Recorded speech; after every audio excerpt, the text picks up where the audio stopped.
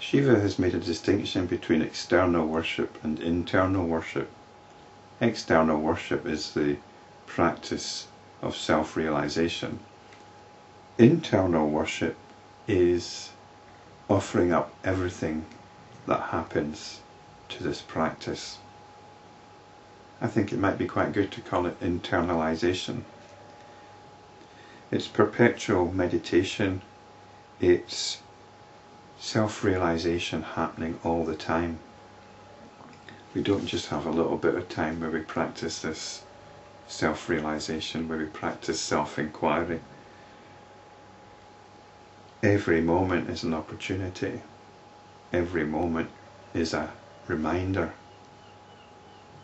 to turn the attention to itself. And this includes all our notions. We take it on board. We are being completely open now to the stream of experiencing. We're not concerned about what is conducive to liberation and what is not conducive to liberation, because we are anchoring ourselves now in the self. We're anchoring ourselves in the realization of the self. One should worship the bodha-lingam, which is described here as the manifest consciousness or self-awareness, which sleeps and wakes up, goes about or stand, touches what is to be touched, abandons what should be abandoned, enjoys and abandons pleasures, engages in varied external activities, lends value to all actions, and remains as peace in the vital organs in the body, which is described here as Deha-lingam in the text. The translator suggests it may refer to the 3 lingams associated with the psychic centres, but I don't think we need to worry about that.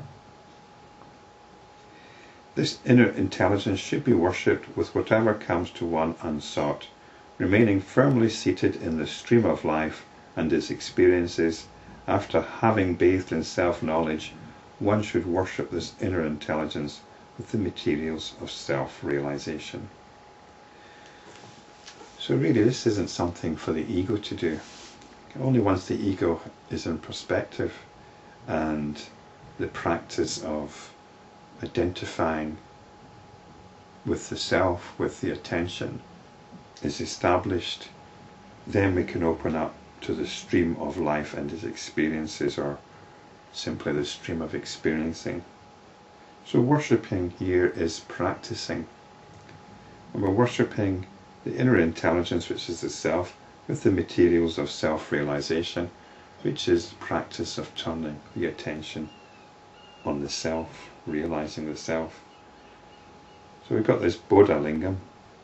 Lingam, or the linga, is something which has got lots of shades of meaning. It can stand for the manifest, the world appearance, or it can stand for Brahman. And Deha-lingam here is the lingam of the body. Deha is body. I don't think it's got anything to do with the psychic centres, it's just realising that the body is as much part of the stream of experiencing. And the traditional yogic attitude is to feel that the body is something which is a hindrance, something which has to be purified. But no, we're not making that distinction anymore. The body is also part of the stream of experiencing. We're not making the distinction even. We're not being concerned about the body one way or another. So in this sense, the Deha-lingam is no different from the bodha-lingam, the lingam of enlightenment. One should contemplate the Lord in the following manner.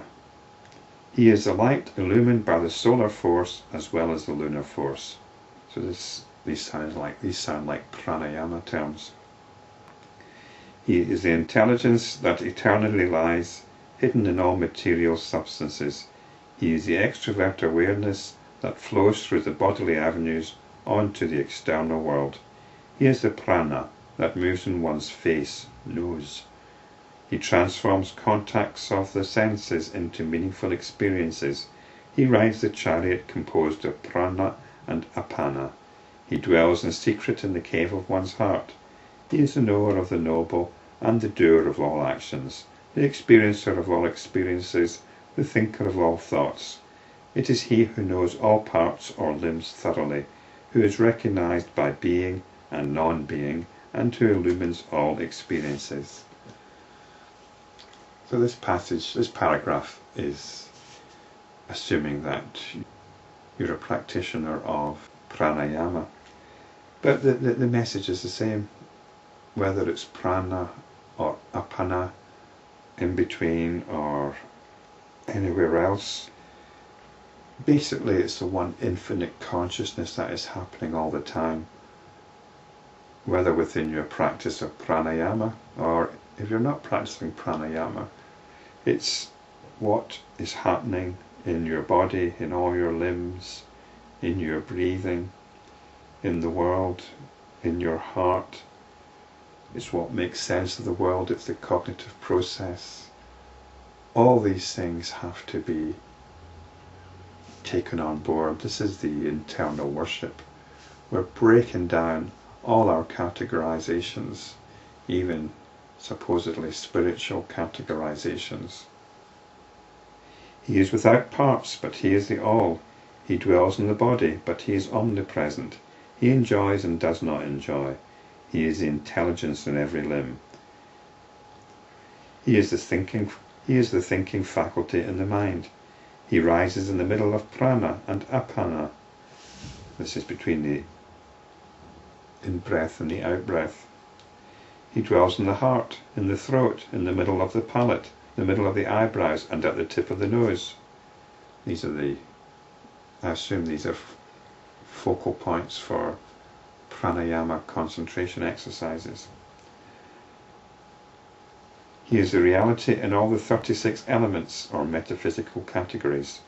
He transcends the internal states. He is the one that produces the internal sounds. Internal sounds might relate to certain sounds that you're supposed to hear in various states of meditative absorption.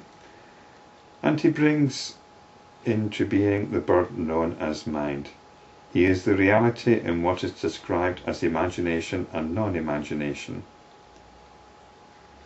So it doesn't matter whether we're talking about imagination or apparent reality, physical reality. The self is the reality of both so-called physical reality, of emotional reality, and also of the imagination. He dwells in all beings as all dwells in the seed. He dwells in the heart lotus, and again he dwells throughout the body. He shines as pure consciousness. He is immediately seen everywhere, for he is the pure experiencing in all experiences, who apparently polarizes himself when apprehending the objects of such experiences. There's no escaping for it. There's no putting it into a box. It's what's happening. It's what we can open ourselves to at any moment and at every moment.